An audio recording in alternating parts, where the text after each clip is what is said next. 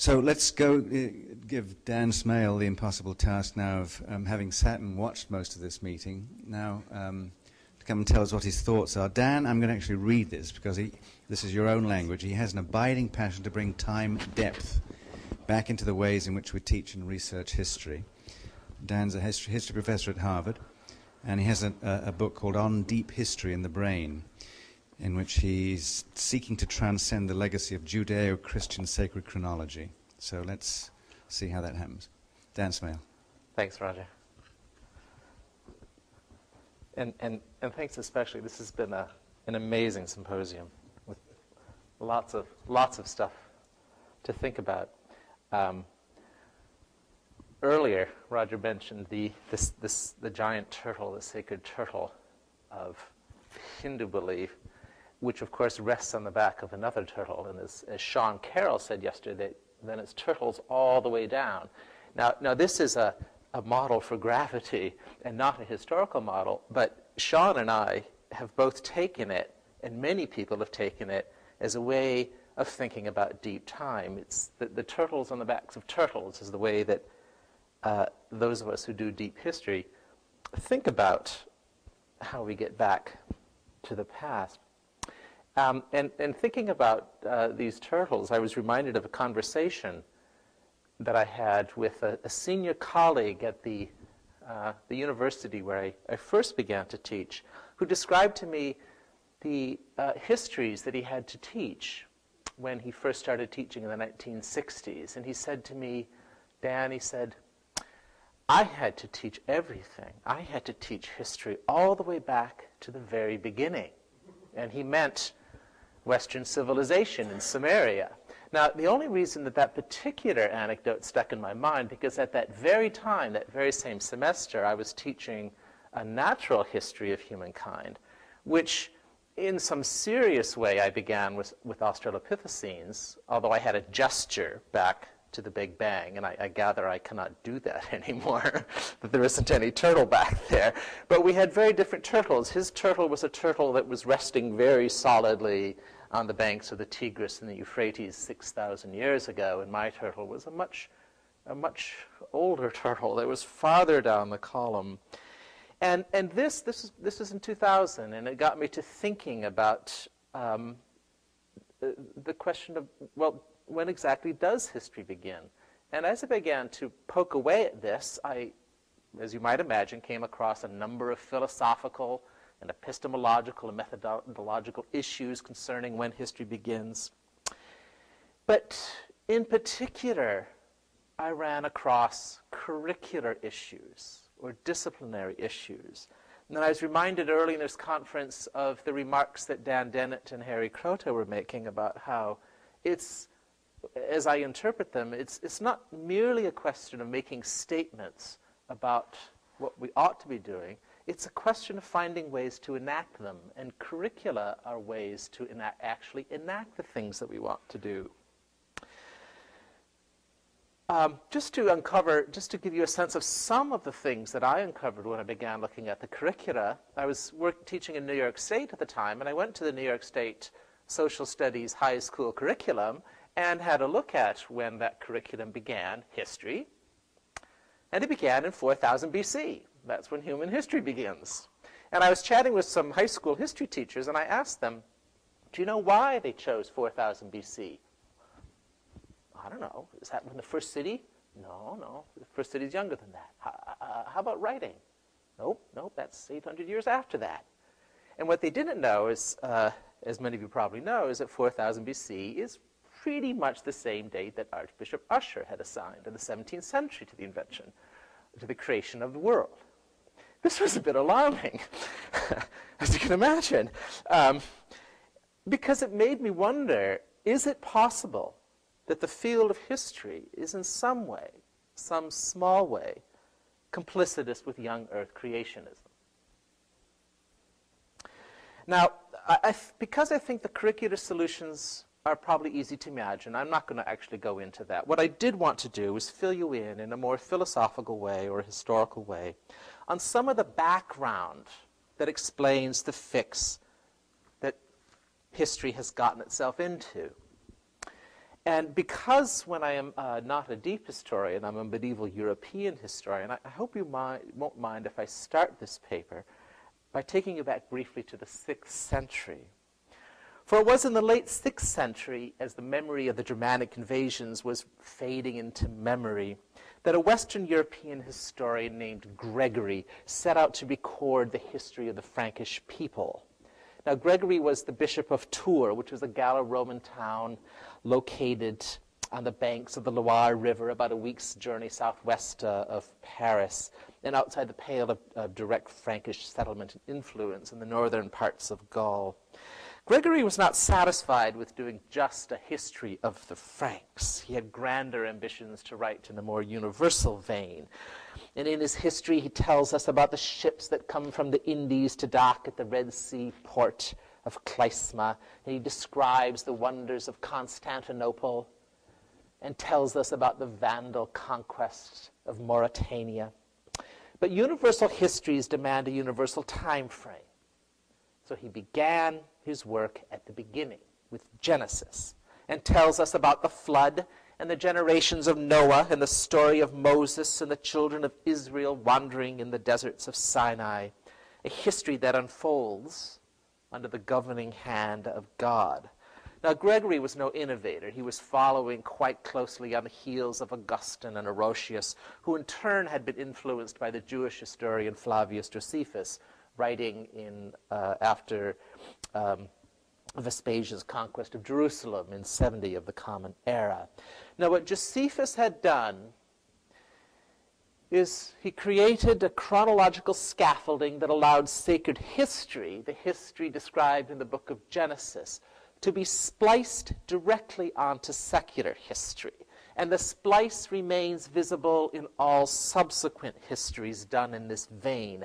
In the case of Gregory of Tours, you can find it right between chapters 16 and 17 of Book 1 of the History of the Franks, as Gregory passes from the Hebrew race to talk about the other kingdoms that existed at the time of David and the destruction of the temple and all the events of sacred history. Now, this is a history, and it's a secular history that leads up to the Romans and then by stages down to the Franks. Now, the tradition of writing judeo-Christian histories that begin with the word was carried on for centuries. In the late 19th century, the great German historian Leopold von Ranke, in the dying years of his career, set out to write his own universal history, which he called a Weltgeschichte, a world history, and it was left unfinished upon his death in 1886. Writing in the 1880s, he was well aware of the challenge of Darwinism and the nature of geological time. He knew that the archaeologists were digging up the fossils and antiquities of man.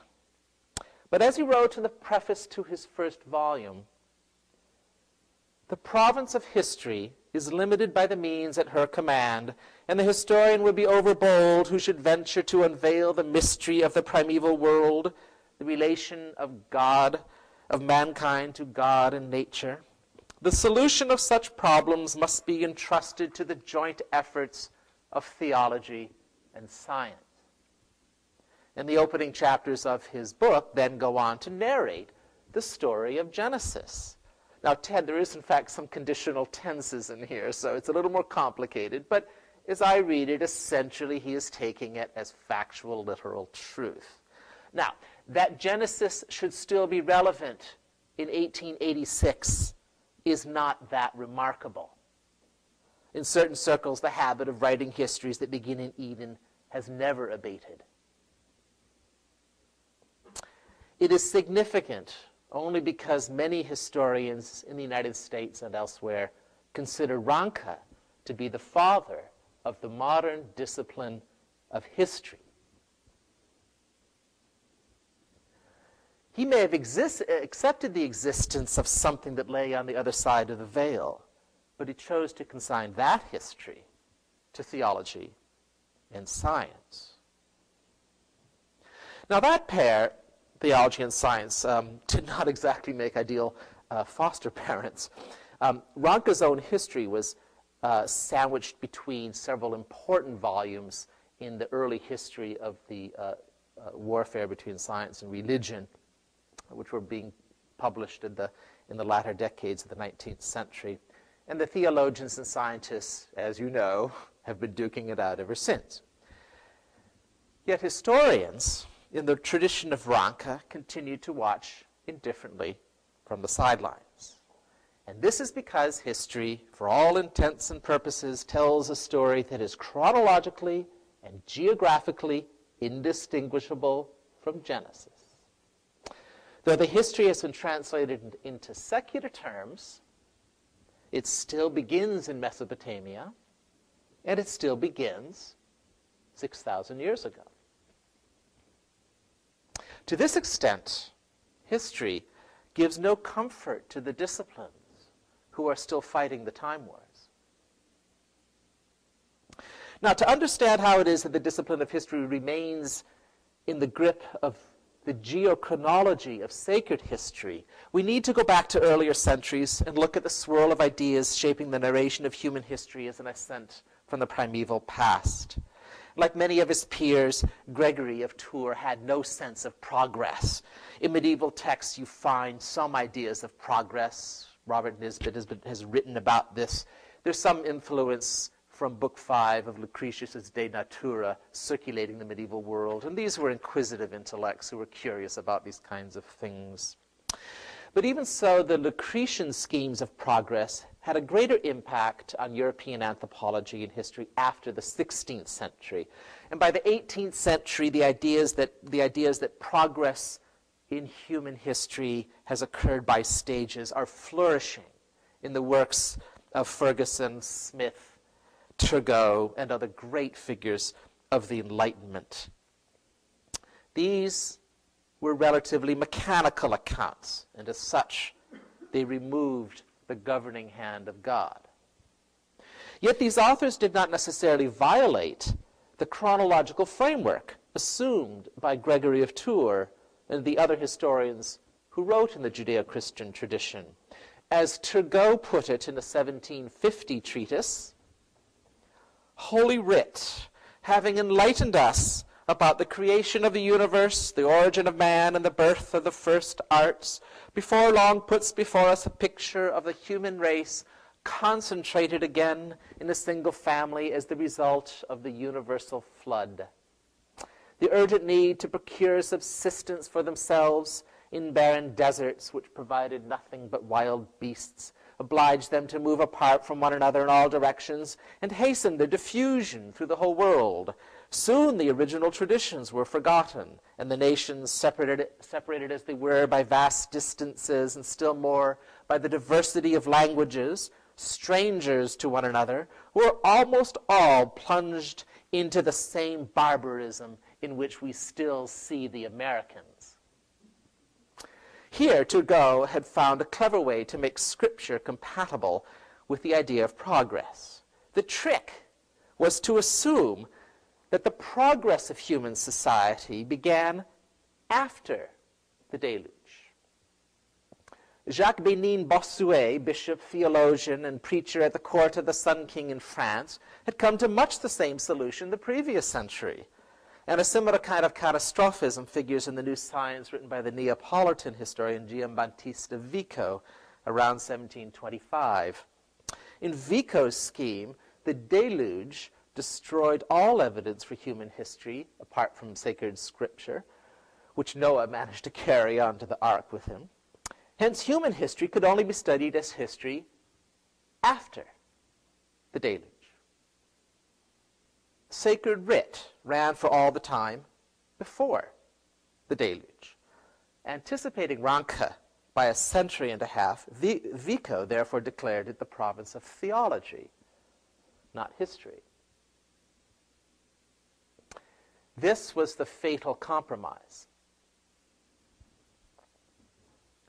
In Gregory's History of the Franks, the sacred history of Judeo-Christian scripture had been stitched directly onto the time of secular history. But the great compromise of the Enlightenment caused the two historical times to become unstitched. For Turgot and others made it possible to imagine a secular world history that began after the deluge, or any other similar revolution And I think, referring to Sam's talk, that it's, in a historical sense, this is ultimately what makes possible the idea that there are two magisteria. Cut loose from, the other point I wanted to make about this, so there's any geologists out there, is that this was much the same sort of catastrophic argument that Georges Cuvier used when he argued that the relevant geology was the one that pertained after the most recent of the great series of crustal catastrophes that he wrote about in his work. Cut loose from secular time, sacred history eventually floated off on its own. Ranke aside, the textbooks that emerged in the United States in the 1880s, textbooks, part of a new history curricula, typically start, you can go and look at them, typically start with the fully formed pyramids of Egypt. Now, none of this was a problem as long as humanity's deep past remained unknown and concealed. But in the 19th century, geologists, archaeologists, and biologists began pulling aside the veil that had hitherto obscured our knowledge of the speechless past. This is what troubled figures like Leopold von Ranke, whose careers had spanned the time revolution of the 1860s. For how could he hope to keep the time of judeo-christian history uncontaminated by the tens of thousands of human fossils and eoliths that had been dug up by the 1880s?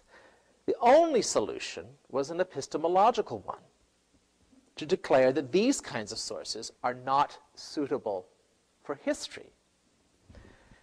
As the French historians, disciples of his, Charles Langlois and Charles Seigneur-Bos, wrote in an important manual of historical methodology published in the 1890s, the historian works with documents.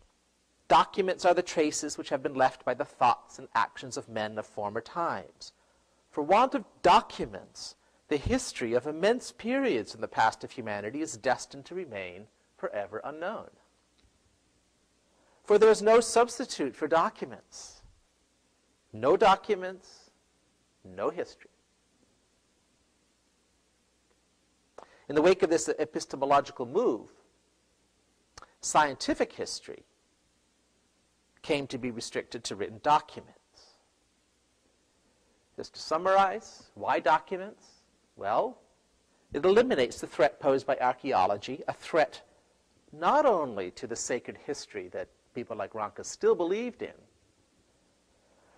but also the bewildering threat of how the hell are we going to write a history that embraces all of that time, that timeless cyclical Malthusian order that Greg was talking about yesterday.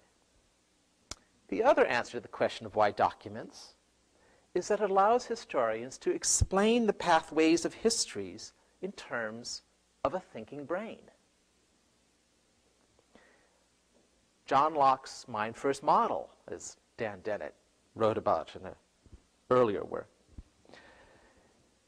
God was removed as a working hypothesis from secular history, but by retaining the document, you could retain the fantasy that thinking brains govern the pathways of history in some fashion.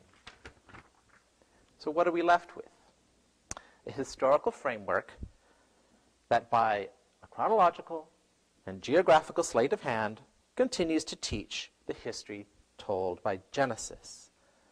And maybe this is why we don't take history all that seriously, and why there's so little history, so little good history, being done at this symposium.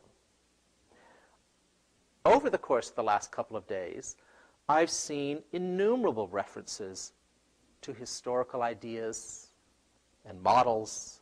I think you're all desperate to bring the history back into your thinking. And I wonder whether the trap that we historians got ourselves caught in is what has made it impossible for you to think with history.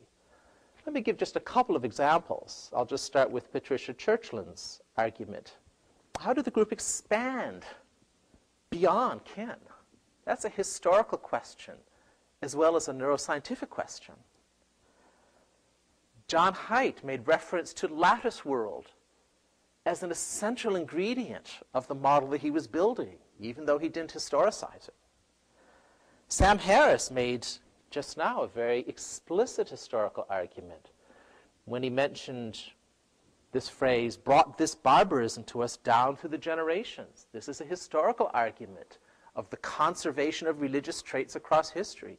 Lots of historians ask that question all the time. There's a lot of good history being done on that.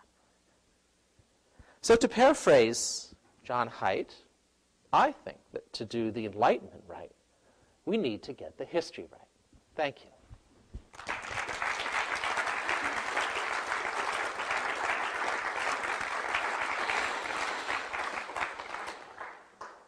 Questions? Let me just Pat, because this actually follows up from what Dan's been saying, and also what Sam and Austin were talking about before, this whole notion of the happiness issue, the eudaimonia issue. Could you just speak to that as well? Thanks, Roger. I'll try. I couldn't agree more that getting the history right is enormously important. And one of the things, I mean, just as a matter of sort of record of the recent past, I think that's one of the things that has marked our particular philosophy department, is to really see that development of the best historians of these subjects as absolutely critical to the discipline. Having said that, I'm now going to do what I fear some of my colleagues will think of as rather bad history. And it's because I don't know, in fact, as much about Aristotle as I would like to. But there are several things about Aristotle that I think are particularly relevant, especially to the way Sam was thinking about the relation between facts and values, and his sharing with me and with others suspicion of this dogma that you can't derive an ought from an is. And it makes me mindful of Aristotle because he did something that shows where you can derive an ought from an is, and it has to do with health.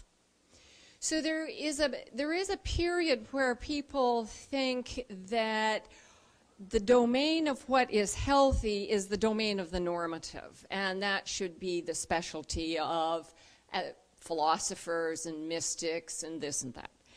And it turns out that as we discover more about what is conducive to health, for example, discovering that although water may look clean, it actually contains microbes, that you're able to derive certain things from science about what ought to be the case vis-a-vis health and well-being from what is the case. And I think Aristotle actually had this conception not just with regard to health and sort of harmony of the body, but with regard to the body politic in general. And I'm going on a little bit here because Roger instructed me to, and I'm sort of embarrassed to be kind of making a little speechlet, but anyway, here I go.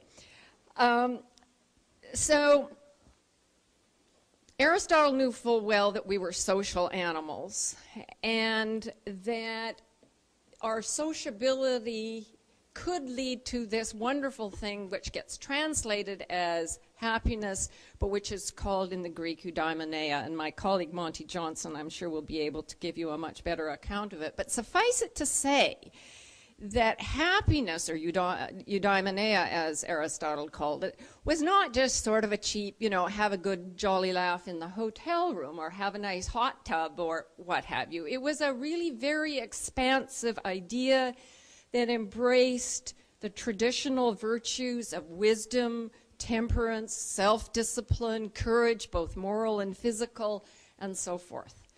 And that this was an idea, it also sometimes gets translated as flourishing or well-being. And so when Aristotle talks about happiness as the end of, or that is the goal to which we are reaching, he has in mind this really very large and expansive idea about what it is for human flourishing. And moreover, he had the idea, which I think is profoundly right, that by experience and understanding, we can come to see that certain kinds of institutions serve eudaimonia better than others. Now, I'm making this part up because I like these examples a bit better, but we can see, for example, that trial by ordeal does not work as well as trial by a reasonably wise judge or trial by your peers. We can come to see that having certain rules in place in the institutions such as schools, such as markets, such as the law courts actually works better on the whole to reduce misery, to reduce conflict, and so forth. Now, the other thing that I think is so kind of counterintuitive about Aristotle, but which is really, really profound, is that he, unlike Kant and unlike Mill and unlike almost every moral philosopher of the 20th century, he didn't for a moment think that what you had to do was bust your chops to find the right rule to govern all behavior. He realized very well that there wasn't going to be such a thing because humans differ from one another in what satisfies them, because conditions can change, because there can be such a thing as progress. And so what he thought was that you embody such wisdom as you have in various institutions, and to put words sort of in his mouth, that you can evaluate those institutions and you can bloody well derive an ought about what ought to be the case for an institution from what is the case, such as this makes us all really miserable, so we ought to change the law and do something else. And so I think there's a point here which is a kind of change in the history, if you like, of moral theory, where a number of people have been going back to Aristotle, not just to find out what the old boy thought, interesting in and of itself, though that is, but because they see that it embodies certain ideas that are applicable to our own time in a way that the deontology and the consequentialism that were really the central topics of moral philosophy in the 20th century really are not. And have I said enough now? Yeah, can I stop? No, well, no, it was very, it was very well said in a meeting like this, where there's obviously certain areas we were able to get to and some that we didn't. And we didn't really have a long discussion about virtue ethics, which has obviously become much to the fore recently and bears completely on what Sam has been talking about. So actually, thank you. Do you want to have a response to that, Sam, at all? Do you want to add something?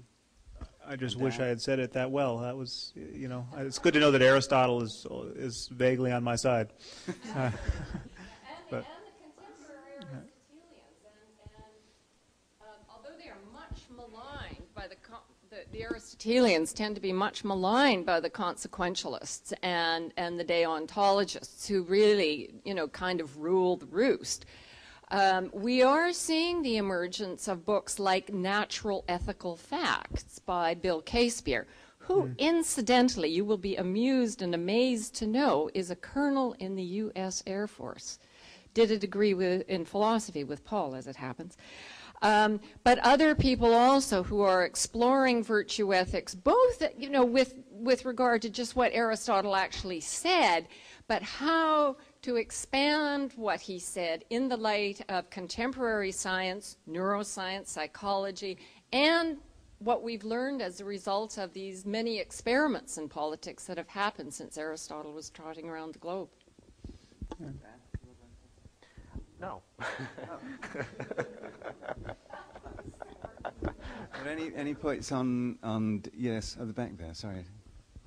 I'm Monty Johnson in UCSD philosophy. Yes, Monty Johnson, UCSD philosophy, and I'm a great enthusiast of Aristotle, and as much as I'd like to pick up where Pat left off, I wanted to make a comment directly about Dan's presentation. I think it's absolutely right that you have to get the history right to do anything right. And I think one thing that we could use is thinking of the history of atheistic movements and the attempt to propagate atheistic ideas. I thought a very interesting part of your talk was when you mentioned Lucretius and an alternative conception of the entire cosmic history merging with human history. Lucretius was an Epicurean. Epicureanism is a 4th century BC Greek philosophy that embraced 3 principles, basically: empiricism, materialism, and hedonism, which I think could find a lot of agreement in this room. Their concept of happiness was based on getting pleasure right. They believed that the cosmos consisted of atoms and void, and they thought that the only way to know about the cosmos was through sense perception and empirical methods. They tried to develop cognitive psychological mechanisms to replace the fear of gods and death that motivate religion. So instead of just trying to ruin religion, they tried to develop actual tenets that people could rehearse and come to understand in order to replace these things. But as successful as their burgeoning communities were for a while, and as much art and poetry that they gave rise to that was such a huge influence on the Renaissance and early modern philosophy, and I think it can be shown on modern science, in fact, they were completely crushed and almost totally eliminated by the rise of Christianity and other religious forces, and we should study how this happened, because it's one thing to talk about, we all ought to realize that hedonism, materialism, and empiricism is the right thing. It's another thing to figure out how social movements in history that have tried to propagate this idea have fared. Thank you, Monty. Thank you. Dan, you want to reply to that? Well, I think that Monty's question demands a huge, a very long reply that actually I'm not qualified to give, because I'm primarily a social historian, and I have to say, I have to admit with complete candor that I tend to cherry pick philosophy. So I have to leave it up to others. I think Ted actually could handle many aspects of your question much better than I can. The only point I might get at there goes back to an observation that I think was made in the first day, and I can't remember who made it, but it was to the effect that I was chatting with Sam about this very briefly last night, that if you look at religion from a historical point of view, you tend to find that the religion tracks very closely the social and material circumstances, political circumstances of given societies. So I'll just throw out one example, namely that historians have been quite interested in depictions of the crucifixion of Jesus between the 8th, 9th, 10th century on the one hand, the 11th, 12th, and 13th century. Oh, and I know you're all thinking, oh God, I don't want to hear about the crucifixion of Jesus, but I'm afraid medieval historians, we have to work with what we have. But the argument runs that the earlier depictions of Jesus depicted Jesus called a Christus Victor, who stands like this and he stares at you and he says, you guys are scum. Right? After the 11th century, the depictions of Jesus become the suffering Jesus who's absolutely gruesome, and he's got the blood dripping down his face and down his side and everything.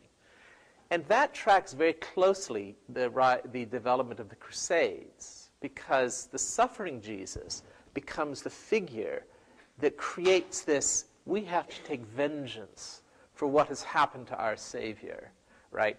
Now, the point is that the person, whoever it was mentioned on the first day, you have God as this completely plastic figure that moves from one society from one social formation to another one. And I'm a materialist in maybe an old-fashioned Marxist sense to some degree, not really Marxist, but I think of religion as superstructural. And I think that it accommodates what societies want to do. And it becomes the justification for doing what you want to do for other reasons. And I can think of plenty of counterexamples to that. So this is where the historians are actually having their arguments. I think most medieval historians would disagree with me about that. So, but to answer your question, Monty, what I would do if I'm looking at what happened over the course of the 4th and 5th century to pagan philosophies, the first thing that I would do is, what is happening to the society? And then I would ask the philosophical question. Scott?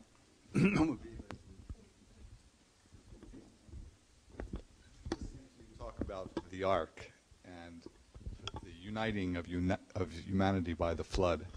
I'm led to ask you this question. The Greeks developed the ideas of an ideal society. Aristotle had a wonderful pupil who rejected everything he said. I mean, Aristotle thought the morally perfect society would be the city-state, and Alexander went out and threw it in the garbage. The Jews developed an idea of a God that rules the universe, but he was very selective in who he would allow to interpret him. The Christians seem to have united these two ideas and to have created a notion of humanity for the first time. I mean, I'm an anthropologist. I go into the field. I live with tribes. There's no notion of humanity, of everyone belonging to a species. That's right. So monotheism creates humanity for the first time in human history. And the French Revolution is simply, to me, a secular version of this. And all the other isms that followed, fascism, communism, colonialism, utilitarianism, democratic liberalism, are all missionary in the sense that there is one people, one species, and they must be saved. They must be made happy, there must be well-being, whatever. And there is always a residue, the evil residue, that either is recalcitrant or does not want to be saved. So my question is, do you see, for example, some of the debates here about religion and atheism simply within this messianic missionary history, which is part of all the isms running around the world today? I'm not sure I can answer that, Scott. What I would love to do is sit down and get a more finely grained understanding of what the question that you're asking. And maybe if I fumble this badly, you can pick up the microphone again. But let me just give one example of some of the thoughts that I've been thinking. It seems to me that, well, maybe one way to start this is that there's not that many of us here who actually study closely the great agricultural civilizations whose moral systems have come in for such abuse at this conference. And you know, I was thinking about this earlier, that for every evil that we can chalk up to religion, I have plenty of colleagues who are going to chalk up the things on the other side, and it all kind of dissolves out into a vast nothingness eventually. In sort of partial response to your question, I was just briefly reminded of some of the debates about the origins of humankind in the wake of Darwin's great book about the descent of man.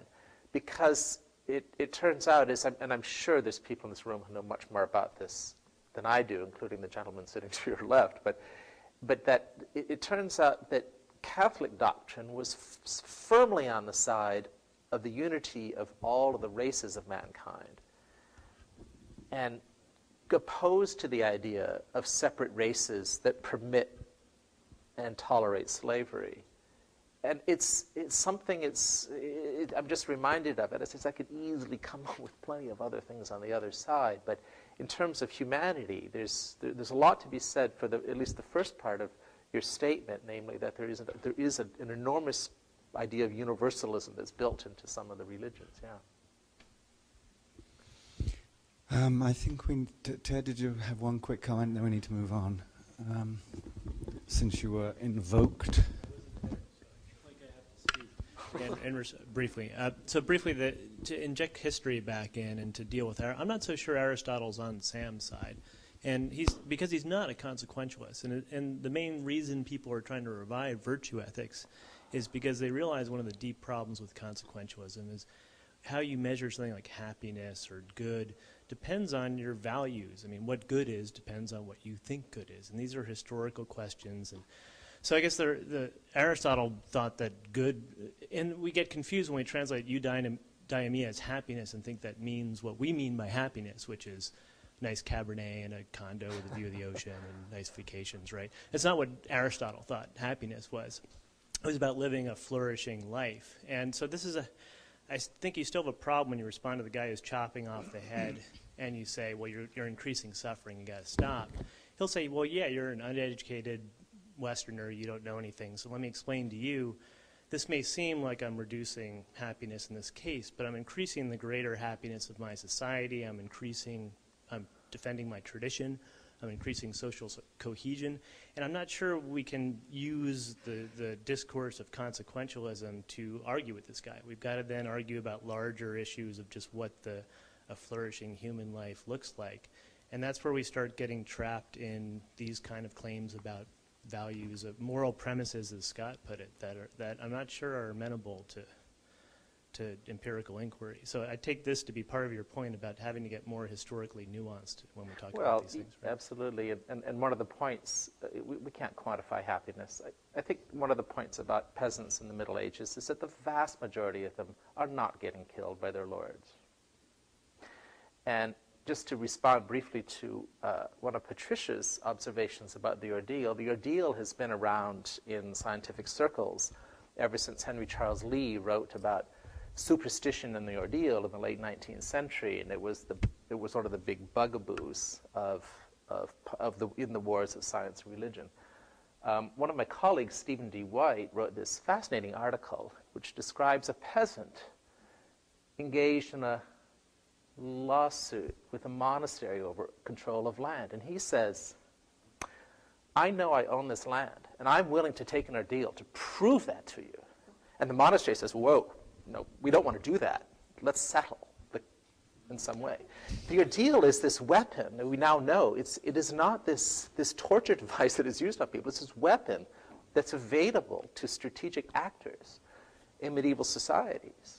So this is one of the ways in which understanding what the historians have come up with, and again, what I was trying to say in my papers, this is partly our fault. But if we could come back together and figure out these kinds of things, at the very least, we may not want to change, Sam may not want to change his idea that this is a barbaric world, or that any past society is a barbaric world. But I think it'd be a hell of a lot more nuanced. All right, thank you, Dan Smail.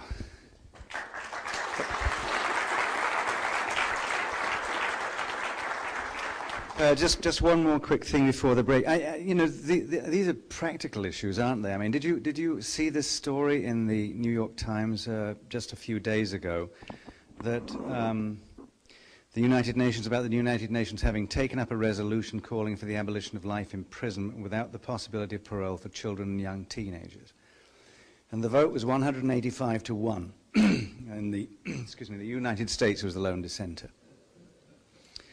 And it continues. To be the case that young adolescents, obviously young adolescents, are sentenced to live out their lives in prison. And the story is a quite heartbreaking story of there's an 81-year-old retired social worker called Mary Knowles, and her granddaughter was 14 when she helped her boyfriend kill her grandfather and aunt. That's Mrs. Knowles' husband and daughter. Stabbing them, shooting them, setting them on fire. And she also tried to kill her 10-year-old sister. Mrs. Knowles, this is the lady we're talking about who's now 81, was badly injured in the rampage.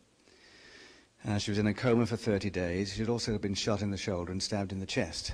But she now thinks that her granddaughter, who's 22, should have the possibility of a second chance. She sort of got some time in jail and so on. And there's a long story which then follows about the prosecutors saying that they didn't think that the person should be released, and that the United States was right in holding off from this resolution, because children at that age did not have a conscience. And that word is used in this piece, that didn't have a conscience. So it seems to me that these sorts of things, where we can talk about virtue ethics and consequentialist positions and so on, but I would pick up a phone to somebody like Jay Gidd and ask him what the story is about the adolescent brain. I mean, what do we actually know about these things? So I just raise this issue to say that I think if we can, and many of you have already made the point, that if we can find some sort of pragmatic use of this wonderful source of information that we have, and meld it together with the neuroscience and all the other things that happened since Enlightenment 1.0 to get to the iteration I'm now choosing to call Enlightenment 2.0, that I think would be a lot better off.